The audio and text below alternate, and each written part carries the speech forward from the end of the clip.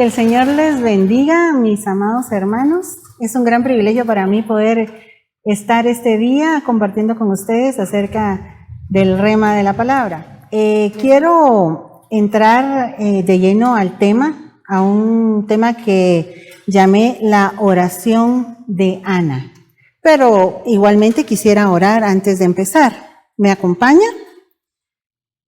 Mi buen Dios, venimos poniendo este momento en tus manos, pidiéndote que tu pueblo, Señor, pueda ser perceptivo al mensaje que tú traes para él el día de hoy. Que tú prepares el ambiente, Señor, que tú prepares los corazones. Yo te pido en el nombre de Jesús que podamos atrapar el rema, Señor, que tú nos vas a dejar. Te doy la rienda y el control de todo en este momento y declaro que tú eres Rey de Reyes y Señor de Señores. Y que nada se puede levantar, Señor, contra ti, porque tú eres todopoderoso. Gracias, Señor. Amén y amén. Bueno, pues yo sé que ustedes conocen, ¿verdad?, la vida de Ana, que está plasmada en Primera de Samuel, pero acompáñenme a orar, a leer Primera de Samuel 1:9, y vamos a leer el 10 también. Y vamos a leer algunos versículos que me van a servir de base para poder desarrollar lo que le quiero explicar acerca de la oración de Ana. Y luego pues vamos a ir como desgranando un poquito ya más de cerca qué es lo que el Señor me regaló en estos versos. Entonces leamos 1 Samuel 1:9. Y se levantó Ana, dice, después que hubo comido y bebido en Silo. Y mientras el sacerdote Elí estaba sentado en una silla junto a un pilar del templo de Jehová, ella, con amargura de alma, oró a Jehová y lloró abundantemente.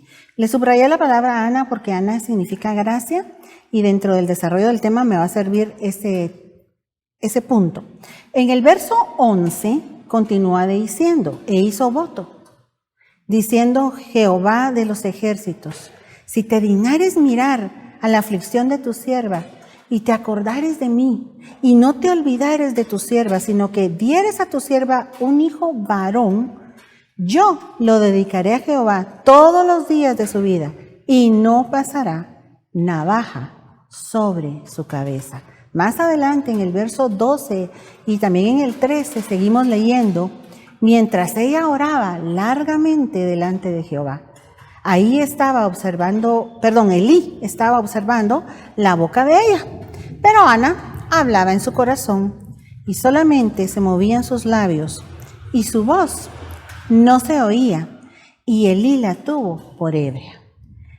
Esta mujer que llevó su causa delante de Dios obtuvo una respuesta positiva de parte de él, porque cuando nosotros vamos a ver en el verso 19 y continúa en la lectura, y levantándose de mañana, dice, adoraron delante de Jehová y volvieron y fueron a su casa en Ramá. Y Elcana se llegó a Ana, su mujer, y Jehová se acordó de ella. Aconteció que al cumplirse el tiempo después de haber concebido Ana, dio a luz, dice, un hijo, lo que ella quería, ¿verdad?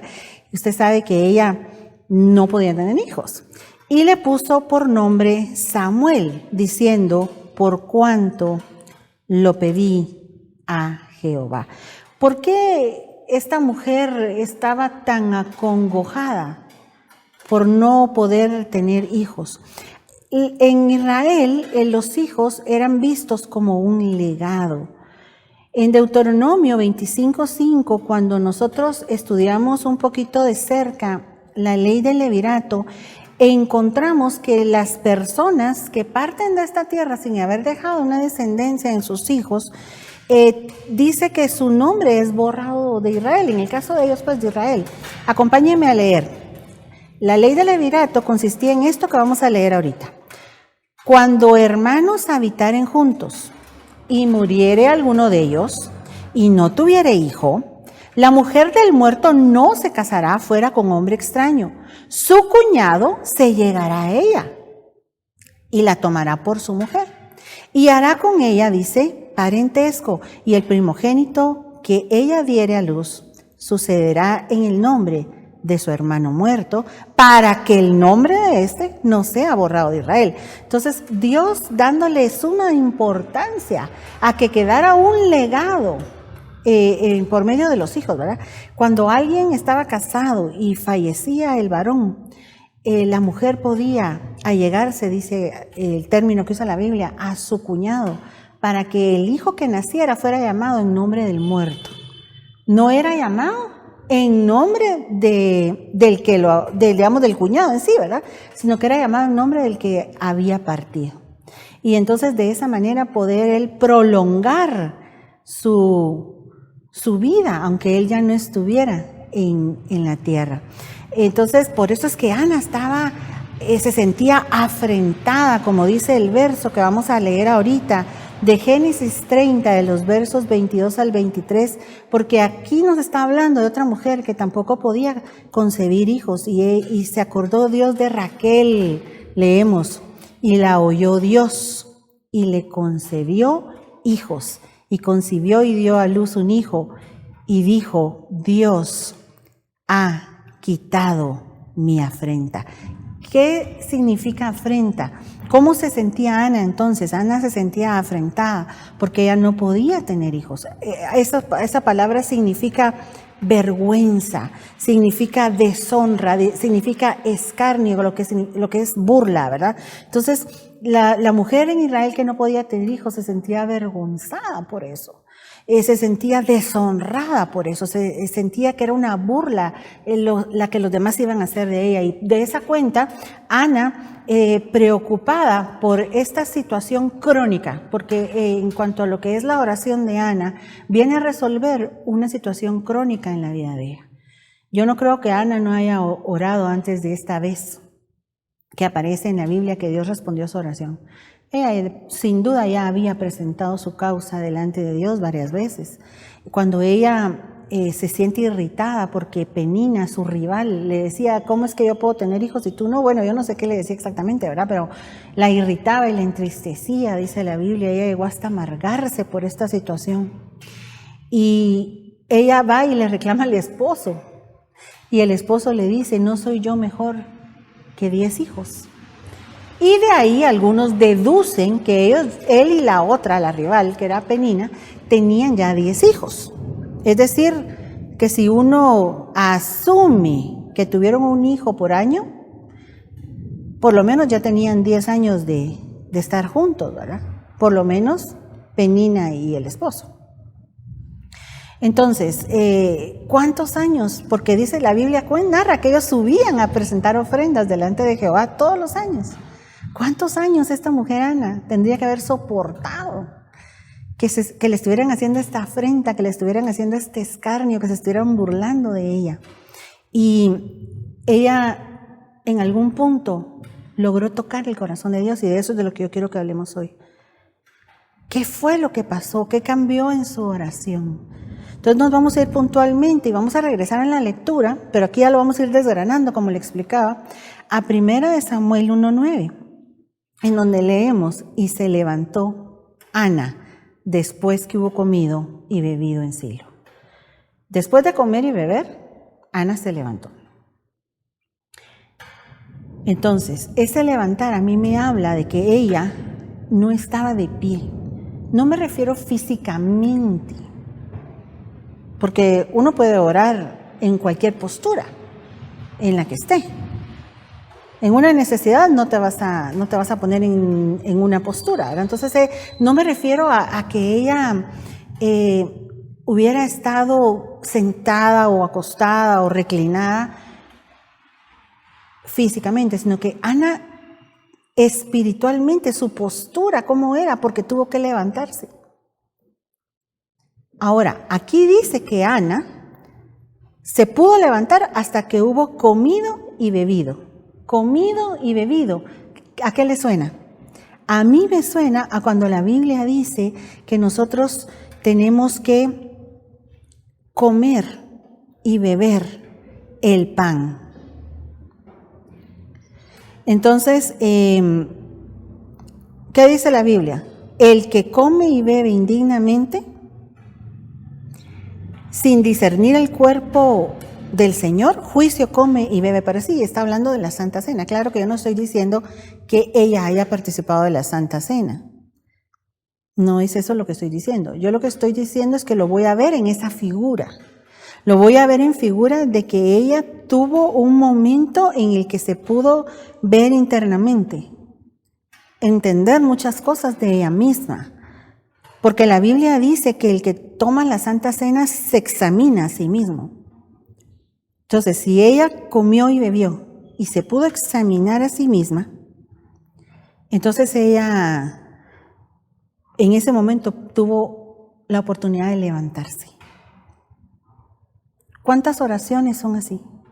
Que nosotros somos confrontados, porque cuando uno va a la Santa Cena, cuando uno está en ese momento, uno está delante de Dios y uno no oculta nada. Si tú quieres ser verdaderamente limpio, tú sacas todo y empiezas a hacer, como a limpiar un anaquel y a desempolvar un montón de libros y a sacar todo y decir, no, yo he fallado en esto y he fallado en lo otro. Y Ana, siento yo que tuvo ese compromiso con Dios en ese momento. Y tiene que haber sido así, porque la otra la irritaba, la enojaba, la tenía amargada. Y sin embargo Dios respondió a su petición. Quiere decir que ella llegó al punto de perdonar. Y lo vamos a ver en unos versículos más adelante. Entonces, una cosa importante que le puse aquí abajo es que Silo significa lugar de descanso. Place of rest, dice en ese diccionario bíblico que le puse ahí. Entonces entendámoslo así. Se levantó Ana después que hubo comido y bebido en Silo. ¿Qué es lo que va a traer este confrontamiento de nosotros mismos para poderlo exponer delante de Dios, como lo hacemos en la Santa Cena? Ese discernimiento de nosotros mismos, este autoexaminarnos, ¿qué es lo que va a traer al final? Va a traer un lugar de reposo para nosotros en nuestra alma. Todavía faltaba que ella hiciera la oración, porque aquí dice, mire, que ella oró con amargura de alma a Jehová y lloró abundantemente.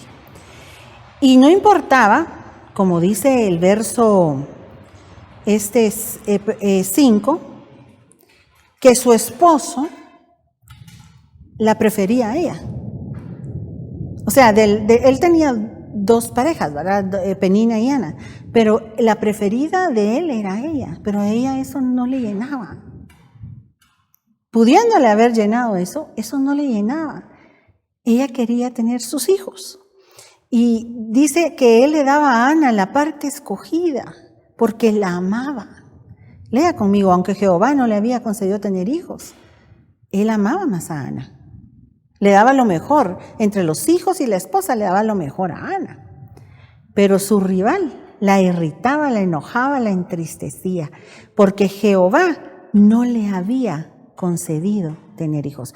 ¿Cuántos de nosotros durante este tiempo que estamos viviendo ahorita hemos llegado a irritarnos, a enojarnos, a entristecernos?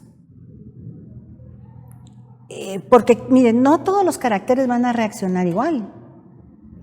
Unos van a reaccionar de una forma, otros van a reaccionar de otra forma. Y de esa cuenta nosotros tenemos que entender que Dios lo que está haciendo es ayudarnos a procesar la forma en que nosotros llevamos nuestra vida. Mirad bien, dice el verso que te traigo, que es Hebreos 12:15, que te traigo ahorita a continuación. Mirad bien, no sea que alguno deje de alcanzar la gracia de Dios. Ana, ¿qué significaba? Le dije, gracia. Sin embargo, está diciendo aquí que cuando brota una raíz de amargura, uno puede dejar de alcanzar la gracia. El plan y propósito de Dios para esta mujer designada Ana era que alcanzara la gracia. Pero ella había estado estimulada por esta mujer Penina. Dice que la irritaba. Se me imagina como cuando hay una irritación en la piel. Eso es algo que te tiene molesto. No es que estés enojado, porque aparte dice que la irritaba, ¿verdad? Entonces ahí sí ella ya se ponía molesta. Para los que tienen el carácter un poco volado, ¿verdad? Podría ser esta enseñanza. O también la entristecía, porque no todos procesamos las cosas igual. Entonces, triste, esa persona está triste, aquella gente que dice, ¿para qué nací? ¿Para qué vine al mundo? Porque créame que hay personas que procesan así las cosas. Unos se enojan, otros se irritan, otros se entristecen, y el resultado que esta mujer tuvo fue que se terminó amargando. Mirad bien, no sea que alguno deje de alcanzar la gracia de Dios, que brotando alguna raíz de amargura os estorbe, y por ella muchos sean contaminados. Por cierto que por lo visto la amargura es contagiosa, porque se contamina. Y luego en 1 de Pedro 1:13 dice, por tanto, ceñid los lomos de vuestro entendimiento, sed sobrios y esperad por completo en la gracia que se os traerá cuando Jesucristo sea manifestado. Volvemos a tocar el punto de la gracia. Quiere decir que cuando aparezca Jesucristo, se nos traerá una gracia. Cuando Él se ha manifestado, dice que se nos va a traer una gracia. Que la gracia yo lo miro como cuando a uno le dan el puntaje final, que uno puso el esfuerzo mayor, pero no alcanzó a llegar. Y entonces ganó por gracia, ¿verdad? La clase.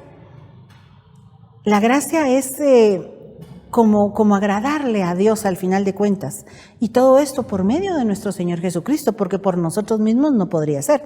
Entonces, hay una gracia que se nos traerá cuando Jesucristo sea manifestado, pero también hay algo llamado amargura, que podría estar tocando en nuestra puerta, que quiere evitar que nosotros seamos partícipes de la gracia. El entendimiento tiene mucho que ver en esto. El razonamiento tiene mucho que ver con cuánto yo voy a dejar que estimulen en mí la irritación, la amargura, la tristeza y todo lo que hablamos que Ana tenía. Mire, tome en su mente ahorita la palabra entendimiento y mire lo que dice Romanos 12:2 en la Biblia, en esta versión RV60. No os conforméis a este siglo, dice, sino transformaos por medio de la renovación de vuestro entendimiento, para que comprobéis cuál sea la buena voluntad de Dios, agradable y perfecta. A mí me sirve mucho entender lo que estoy viviendo para podérselo rendir a Dios en oración y que haya un cambio en mi vida. ¿De qué está hablando cuando dice de este siglo? Según la versión de la Biblia de las Américas, está hablando de que no nos tenemos que adaptar a este mundo, sino que tenemos que, dice, renovar el entendimiento, pero también podría traducirse renovar la mente. Y nosotros tenemos la mente de Cristo. Tener la mente de Cristo no quiere decir que yo piense como Dios piensa, sino que tengo una plataforma en donde pueden aterrizar los pensamientos de Dios. Entonces yo puedo hacerme de sus pensamientos. Si uno verdaderamente quiere obtener la bendición que obtuvo Ana a través de la oración que ella hizo, va a tener que confrontarse a sí mismo. Porque el enemigo, dice la Biblia que nosotros no ignoramos sus maquinaciones. Que no ignoramos sus maquinaciones. ¿Y él qué hace? Él trabaja en contra de nosotros. Él no quiere que alcancemos la gracia que va a ser derramada. Y por eso va a tratar de molestarnos con aquello que a nosotros nos irrite, con aquello que a nosotros nos saque de nuestro lugar. Pero para bailar tango se necesitan dos. Entonces él nos hace la invitación. La pregunta es si nosotros vamos a aceptar. Quiero contarle que a mí en lo particular me cuesta un poco todo esto, pero yo he ido entendiendo tantas cosas y me he venido a dar cuenta que el enemigo, el Satanás, que el Señor lo reprenda, lo que no quiere es que nosotros seamos arrebatados, sino que lo que él quiere es que nosotros nos quedemos.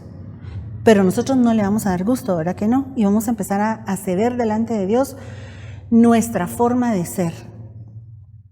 Aquello que cuando a nosotros nos quieran estimular a eso, nosotros no lo permitamos. Recuérdate que la respuesta blanda aplaca la ira. Claro, decirlo es bien fácil, vivirlo es otra cosa.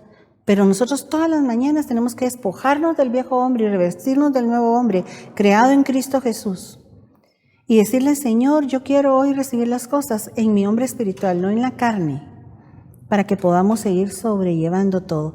Ana definitivamente tuvo que perdonar, porque si nosotros no perdonamos, el Padre tampoco nos va a perdonar a nosotros, y entonces la relación entre Él y nosotros está estorbada.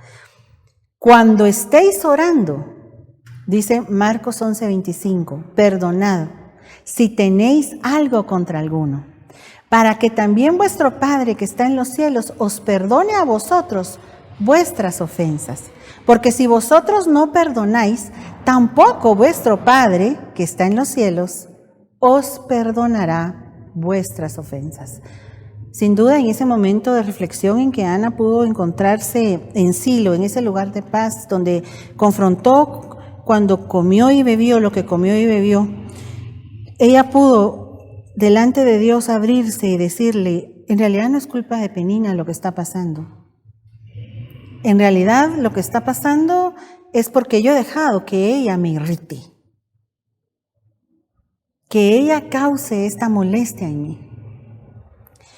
Y al que vosotros perdonáis, dice 2 Corintios 2:10, yo también, porque también yo lo he perdonado, si algo he perdonado por vosotros lo he hecho en presencia de Cristo. Está hablando Pablo, verso 11. ¿Para qué? Para que Satanás no gane ventaja alguna sobre nosotros. Está hablando del perdón. Pues no ignoramos sus maquinaciones. ¿Qué es lo que el enemigo quiere? El enemigo lo que quiere es que haya disputa, que haya controversia, que haya división, que haya oposición. Eso es lo que el diablo quiere. La Biblia dice que echemos toda ansiedad delante del Señor, porque Él es el que tiene cuidado de nosotros. Pero esa palabra ansiedad en el original se puede traducir desunión, se puede traducir división. Echemos toda división delante del Señor, toda desunión, porque el enemigo ha estado trabajando finito y este es el año de la reconciliación, no es el año de la división. Sin embargo, al meternos y enclaustrarnos a todos en nuestras casas, las cosas que no se habían limado se han empezado a limar y ha surgido los que estaba pendiente. Y nosotros tenemos que aprender a lidiar con eso y entender que no son los demás los que van a cambiar, sino que somos nosotros. Y eso es un trago difícil de tragarse. Nosotros somos los que vamos a dar la pauta. Y cuando nosotros cambiemos, vamos a cambiar a los demás. Porque el cambiado cambia a los otros. Amén. Entonces, ¿cómo me hace sentir lo que me están haciendo? Si cambia la forma en que yo percibo las cosas, cambia mi entorno. Se levantó Ana, dice, 1 Samuel 1:9, el que estábamos viendo, ¿verdad? Después que hubo comido y bebido en Silo, y mientras el sacerdote Elí estaba sentado en una silla junto a un pilar del templo de Jehová, ella, con amargura de alma, oró a Jehová y lloró abundantemente. El punto que quiero remarcar ahorita es que ella tenía un lugar donde congregarse. Ella estaba en el templo. Era una mujer bajo cobertura de un varón, debajo de la cobertura del sacerdote Elí. Lo vamos a ver así en figura. No era un tiro al aire, no era un cristiano que estaba solo. Esos eran puntos en favor de ella al hacer su oración. Y mire, por eso es que nosotros usamos esto sobre la cabeza, para los que no lo saben. Nosotros usamos esto sobre la cabeza para orar y para profetizar, como dice la Biblia. ¿Y qué significa esto? Esto no significa la autoridad ni significa la sujeción, sino que solo es una señal, como dice en esos versos que tienes ahí. 1 Corintios 11:5 dice, pero toda mujer que ora o profetiza, como estamos hablando de la oración, no puedo dejar de tocarlo. Toda mujer que ora o profetiza con la cabeza descubierta, afrenta su cabeza. ¿Qué era lo que quería Ana? Quitarse de encima la afrenta que ella tenía por no tener hijos. Y aquí está diciendo que nosotros, si no cubrimos nuestra cabeza, estamos haciendo una afrenta a quien nos cubre. Porque lo mismo es, dice, que si se hubiese rapado. Miren lo que dice en el 1 Corintios 11, pero verso 10. por lo cual la mujer debe tener esa señal de autoridad sobre su cabeza por causa de los ángeles. Entonces, esto no es que sea la sujeción, sino que esta es la señal de que yo me sujeto. ¿Por qué le repito eso? Porque hay mujeres que se cubren pero no se sujetan. Hay mujeres que se cubren pero no están dispuestas a obedecer.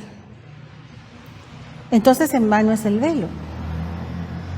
Nosotras tenemos que aprender, y también como iglesia, a todos, varones y mujeres, nos está hablando Dios de estar bajo cobertura, de estar en una sucesión fija de rangos, porque cuando nosotros leemos hágase todo decentemente y en orden, cuando tú vas a ver al original significa hagan todo en una sucesión fija de rangos.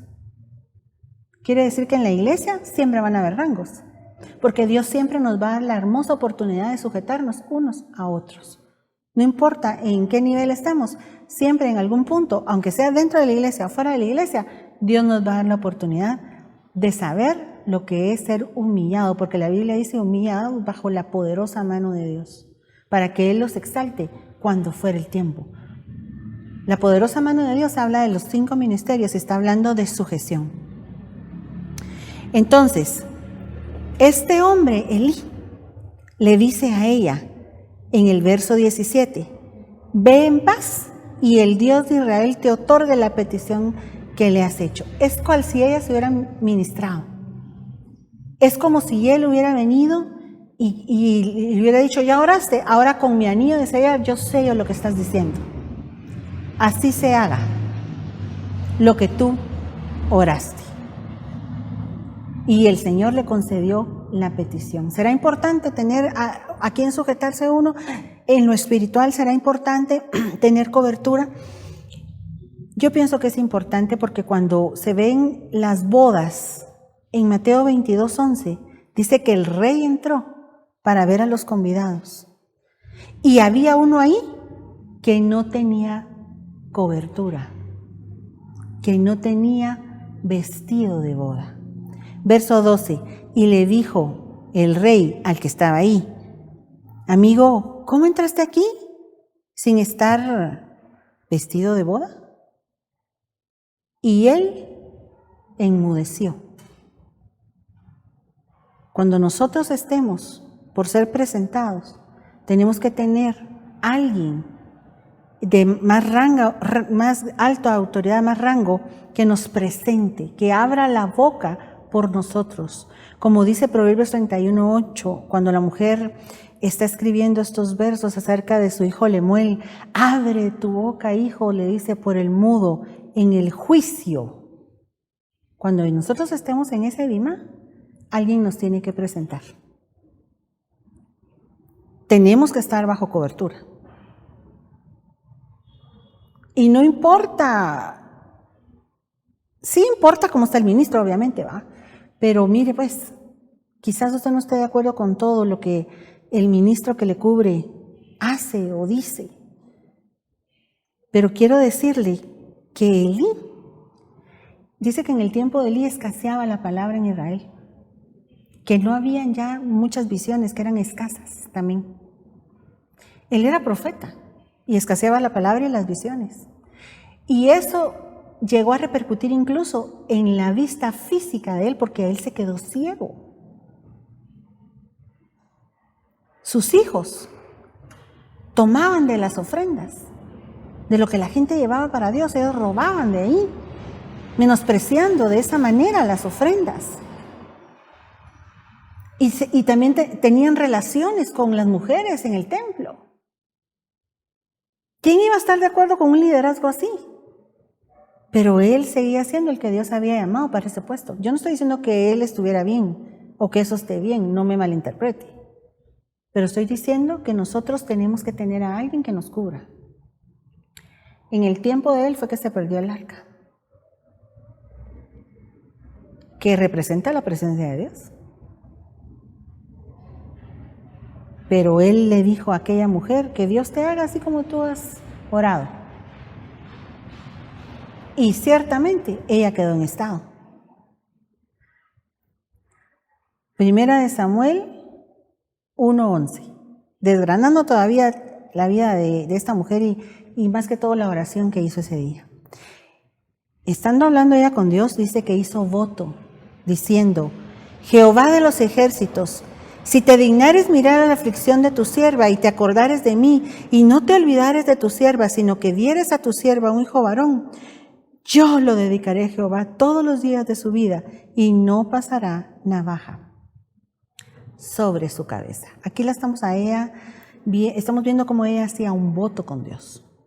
Por eso es que más adelante en el verso 26, cuando ella le presenta al niño al sacerdote Elí, le dice: oh Señor mío, vive tu alma, Señor, yo soy aquella mujer que estuvo aquí junto a ti, orando a Jehová.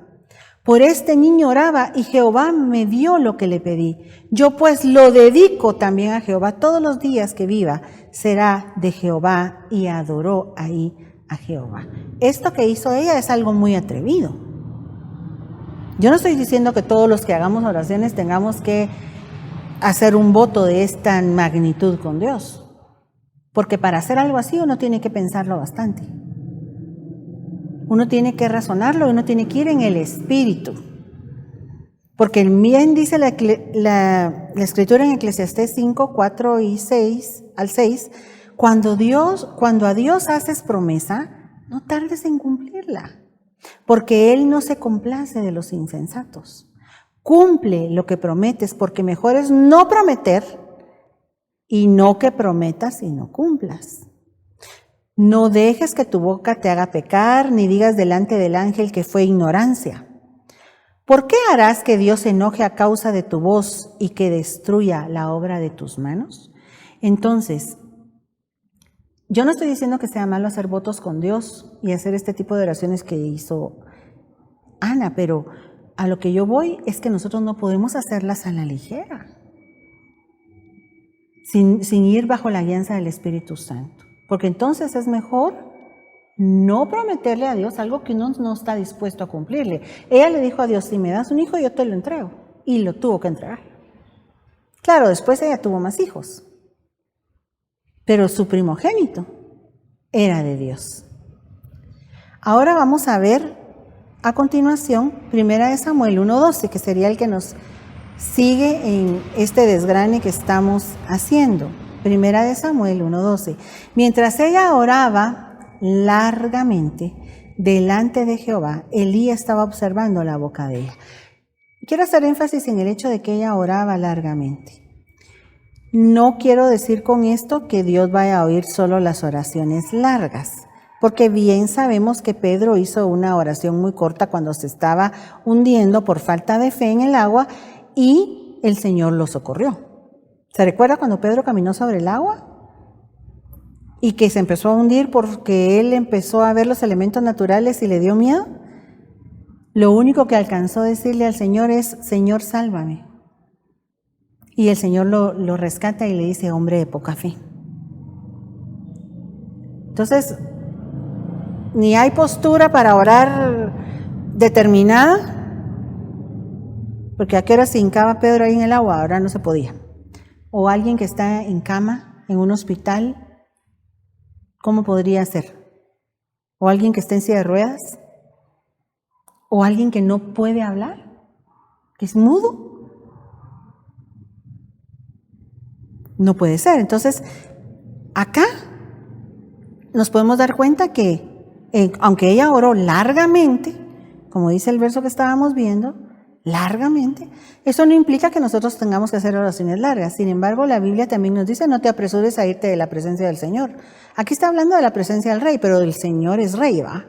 Entonces no te apresures a irte de su presencia, ni en cosa mala persistas, porque Él hará todo lo que quiere. Pero este es un punto en donde ya la oración se vuelve un deleite. Porque si usted se da cuenta, en las iglesias los cultos de oración son los más vacíos, pero porque la gente no le ha encontrado el gusto a orar. Pero cuando nosotros le encontramos el gusto a orar, ya no se da cuenta a qué horas la oración se hizo larga, porque uno está en ese momento en un kairos, metido con Dios, en esa atmósfera con Él. ¿Qué va a querer uno salir de ahí? Nosotros tenemos que llegar a ese punto. de poder hacer ese tipo de oraciones. Pero no estoy desestimando las oraciones cortas. La Biblia dice orar sin cesar, y si estamos en nuestro trabajo cotidiano, obviamente no vamos a estar haciendo contabilidad y vamos a estar orando, ¿verdad? Tal vez nos vamos a parar confundiendo con lo que estamos haciendo. Pero sí puede uno, por ejemplo, decirle a Dios: Padre, no me cuadra esto. Ayúdame, Señor, por favor, que tengo tiempo límite de entrega. Y el Señor responde.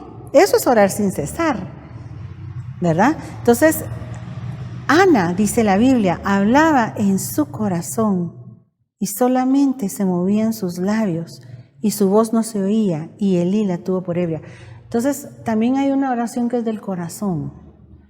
Me recuerda ese verso que dice la Biblia en Mateo 6:6, tú cuando ores, entra en tu aposento y cerrada la puerta, ahora a tu Padre que está en secreto, y tu Padre que ve en lo secreto te recompensará en público. Eso se puede ver desde el ángulo natural, obviamente, ¿verdad? Que uno busque un lugar privado y no tenga que exhibirse para orar, porque uno no es publicano, ¿eh? Pero también podría ser que uno dentro de su corazón cierre la puerta y se dedique a ese momento con Dios. No importa quién esté alrededor. No importa si estás, me voy a inventar, si estás en la fila del banco. Pero tú puedes cerrar la puerta detrás de ti y en ese momento estar orándole a Dios. ¿Sabe? A veces cuando uno está ministrando a las personas, uno no puede decirles todo, pero uno dentro de uno está orándole a Dios ciertas cosas. Más que todo cuando son niños pasa eso también. Porque los asustarías o les abrirías los ojos antes de tiempo. Pero Dios te da a hacer ese tipo de oración aquí adentro de ti. Es válido. Dios escucha nuestros pensamientos. Hemos sido enseñados que no es lo mismo que oigan nuestra oración, a que la escuchen y a que la atiendan. La oración de esta mujer, Ana, fue atendida. Dios le dio el hijo que ella quería y le dio más hijos. Entonces tenemos que estudiar cómo era que ella lo hacía. Ella hablaba con Dios en su corazón.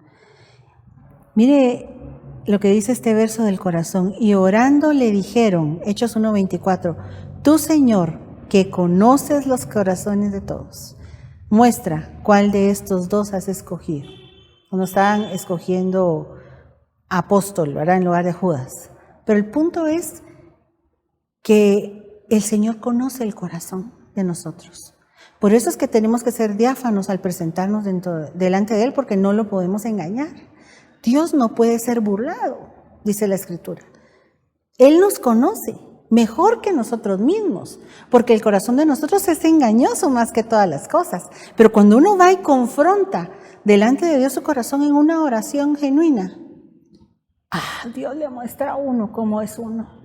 Yo me recuerdo un día que yo me estaba bañando y estaba precisamente orando, hablando con Dios. Y el Señor, yo le dije, Señor, pero es que tan fea que soy en tal cosa. Y el Señor me empezó a hacer un listado. En tal cosa, en tal cosa. Cuando yo iba por 7 ya estaba yo preocupada. Dije, Dios, no soy perita en dulce. Y el Señor te confronta, pero no te confronta solo para que lo conozcas, o para que se te revele quién tú eres, sino para que hagas algo al respecto, para que le rindas esas áreas a Dios. Hace poco tuve unos problemas de espalda fuertes. Se me empezaron a inflamar unos órganos internos, se me movieron la columna un poco y tenía problemas de espaldas. Terminé con el doctor. Pero estudiando acerca de por qué el cuerpo reacciona así ante ciertas emociones, me pude dar cuenta que la que estaba ocasionando el problema era yo misma. Por eso es que le digo que el entendimiento tiene mucho que ver con poder acercarse a Dios con un corazón genuino. Y entonces yo dije, bueno, entonces es por mi forma de procesar las cosas. Según el documento que leí, decía que es cuando uno se deja de último, en segundo lugar, y le da prioridad siempre a los demás, y a los demás llega un punto en que uno ya no aguanta. Pero también entendí que no puedo decir yo que amo tanto a los demás si no me amo a mí misma antes. Yo también tengo que tener un lugar importante dentro de mi corazón. Entonces, cuando voy y le rindo eso a Dios, la columna se me endereza. Por eso es que la oración de Ana me impresiona, porque ella tuvo un entendimiento. Ella algo entendió de ella misma. Ella entendió que el problema no estaba en los demás, entendió que el problema estaba en ella. Y fue y lo afrontó delante de Dios y lo resolvió. Pero Ana, dice, hablaba en su corazón y solamente se movían sus labios. 1 Samuel 1:13. Y su voz no se oía. Y Elí la tuvo por ebria. Y Ana le respondió en el verso 15 y 16. No, Señor mío, yo soy una mujer atribulada de espíritu. No bebí ni sidra, sino que he derramado mi alma delante de Jehová. No tengas a tu sierva por una mujer impía, porque por la magnitud de mis congojas y de mi aflicción he hablado hasta ahora. Ella parecía como que hubiera estado alcoholizada. Me recuerda a cuando la Biblia nos dice que nosotros no tenemos que embriagarnos con vino, sino que nosotros tenemos que embriagarnos con el Espíritu Santo. Como dice Efesios 5:18. No te embriagues con vino, en el cual, dice, hay disolución. Antes bien, sed llenos del Espíritu. Y más adelante, si usted me acompaña en la lectura, también en 1 Corintios 14:14 dice, porque si yo oro en lengua desconocida, mi espíritu ora, pero mi entendimiento queda sin fruto. Y también en Judas 1:20, pero vosotros, amados, edificados sobre vuestra santísima fe, orando en el Espíritu. Entonces nuestras oraciones tienen que ser en el Espíritu, bajo la guianza del Espíritu. Una de las primeras cosas que hago cuando me inclino para orar y estar delante de la presencia de Dios, en esa sumisión en la que uno se pone, ¿verdad? Cuando va a entrar a orar, es decirle, Señor, yo rocío mi vida con la sangre de Cristo, porque sé que no es por nosotros que vamos a poder tener entrada libre delante del trono de la gracia, sino que es por el sacrificio de Jesús en la cruz. Pero la otra, aparte de dar gracias, porque usted sabe que el dar gracias es una llave que abre las puertas del cielo, ¿verdad? Nosotros tenemos que entrar por sus puertas, por sus atrios. Tenemos que entrar no solo con alabanza, sino que también con un agradecimiento hacia Dios. Y alabanza no precisamente significa que yo vaya cantando, sino que alabar habla de que yo hable bien de alguien. Entonces, que yo me refiera a Dios y le diga, Señor, ala, Señor, tú has sido bueno, ahí ya estoy siendo agradecida y estoy alabando simultáneamente. Señor, verdaderamente que yo no merezco todo lo que tú me has dado, papito lindo. Y bueno, la sangre de Cristo, la llave para entrar esta de la gratitud, de la alabanza. Pero también es muy importante que tomemos en cuenta al Espíritu Santo. Porque el Espíritu Santo verdaderamente que nos recuerda todas las cosas. Y ante Él no hay nada oculto, sino que delante de Él está nuestra vida constantemente. El Espíritu Santo con gemidos indecibles nos va a indicar cómo tenemos que orar. En lengua que los demás no interpreten y no conozcan, pero que es un lenguaje de la llenura del Espíritu, al haber sido uno bautizado por el Espíritu. Y entonces tú elevas a otra categoría esa oración. Ana parecía que estaba ebria. Sus labios se movían, pero no se escuchaba qué era lo que ella decía. ¿Cuántas veces hemos orado así y hemos tocado el corazón de Dios? Dios escucha los secretos que hay en nuestro espíritu, llevados delante de Él por su Espíritu Santo. Nosotros tenemos que rendirnos completamente. Yo te quiero invitar hoy a que tú reflexiones en esta palabra que te he traído. Esta mujer, Ana, logró lo que tanto anhelaba. Pudo tener descendencia, pudo tener a sus hijos. Yo estoy convencida de que ella tuvo que confrontar muchas cosas dentro de ella para llegar a este punto. De que tuvo que perdonar a Penina. Incluso quizás tuvo que perdonar a Dios, porque la Biblia dice que el que no le daba hijos era él. Nosotros a veces los humanos somos un poco tontines y a veces le terminamos reclamando a Dios las cosas. Pero tenemos que entender que Él es soberano y hace como Él quiere. Y a quien le quiere dar hijos se lo da y a quien no, no. Y Él sabe lo mejor para nosotros. Le tenemos que dar el beneficio de la duda. Y una vez que se haya modificado en nosotros aquello que impide lo que le estamos pidiendo, Él no lo va a dar. Porque eso es como que tu hijo te pidiera un cuchillo para jugar. Si eso va a ser de daño para ti, ¿por qué no lo va a dar el Señor? Ana, una vez superada esa parte interna de ella, una vez que ella se vació delante de Dios, tal cual ella era. Porque a veces nos da pena decirle al Señor cómo somos, ¿va? Pero somos bien feos. No todos, hemos ido caminando, hemos ido avanzando. Pero a veces tenemos cositas que todavía no le hemos rendido a Dios. Y hay que ponerlas delante de Él en el nombre poderoso de Jesús. Y decirle a nuestro buen Dios que Él nos ayude. Solo Él puede. Señoras y señores, el tiempo se acabó. Estamos por ser levantados. Estamos por ser llevados al Bimá. ¿Qué cuentas vamos a dar de lo que Dios nos estuvo repite y repite y repite y no le rendimos a Él? Hoy tenemos que ser honestos. Ser como esa mujer Ana, abrir el corazón, mostrar lo que somos en el nombre de Jesús.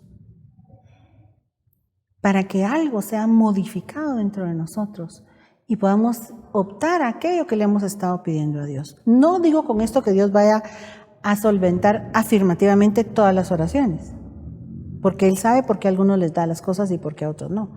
Pero muchas cosas se van a empezar a dar en tu vida cuando quien cambies seas tú. Acompáñeme a orar para que el Señor hoy nos dé